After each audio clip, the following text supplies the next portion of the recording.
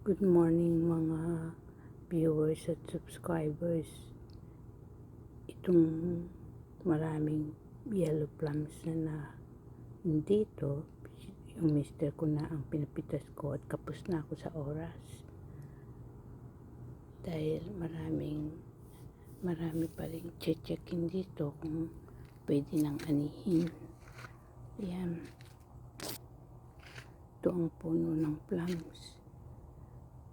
Kung bago ka pa lang sa aking YouTube channel, huwag mong kalimutan na mag-click subscribe para mapanood mo rin yung aking mga dating vlog. Bakit dumadami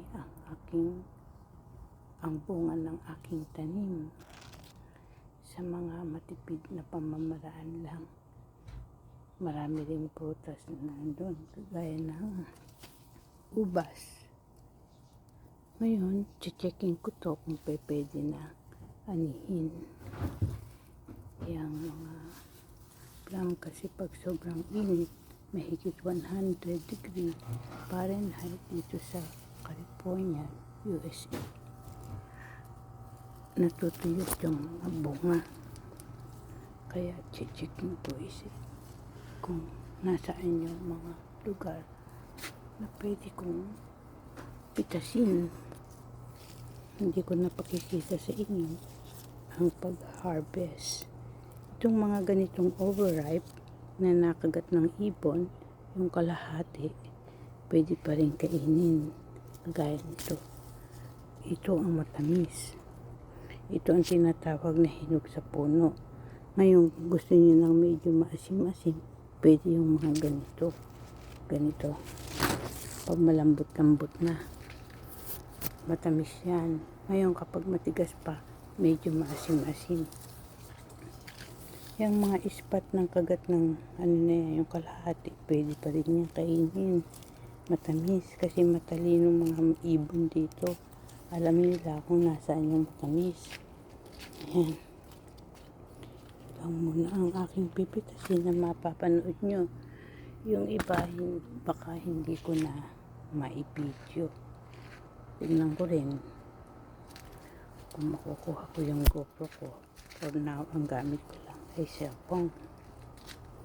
Kasi checkin ko, tignan nyo, oh, pag kumpul-kumpul, mukhang hinog na lansones. Kaya lang, kailangan sa pag-aani ng lansones, marunong rin kayong tumingin. Although this is plums. Pag berde, itatabi nyo, kagaya niyan. Magdala kayo ng gunting at aanihin nyo lang yung fully ripe. Para sa matagal na panahon, pag nauumay kayo, meron pa kayong babalikan o gusto nyong ibenta.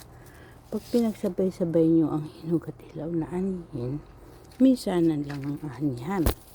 Dapat tinuturo rin ang mga may-ari ng taniman ng mga bungang puno, kagaya ng puno ng lansones. Ayan, tignan nyo sa sobrang init ng gruntoy, ng lubot. Oh, kita nyo, hitik na hitik ng bunga. Hindi ko lang na ma-close up kasi kailangan ko nang balikan ang kusina. Nagluluto kasi ako. Kaya bagalang ko man to, hindi ko magagawa. Kailangan mabilis kong pasadahan para mapanood nyo. Yun ang mga kagat ng ibon. Close up natin. Ayan. Dahil ang mga ibon dito yung parang ibong maya. Meron ding mga blue. Pasawi ang palad. Marami na rin napatay yung aming pusa. Ayaw pala ng ibon. At marami rin nadugas na mga hilaw na prutas. Dahil napagkakamalan ng siguro pag hinahabol yung ibon, saka napagkakamalan din laruan ang mga prutas. Natutuwa sila kaya ginagawa nilang ball ang prutas. Yan, fully ripe. O sige, thank you for watching. Hope I can still vlog habang aking pinipitas ang ibang plums na kulay purple. Yan, kaya kung marunong kayong gawa ng candy, mga juice, yan, dito sa California, USA, maraming prutas.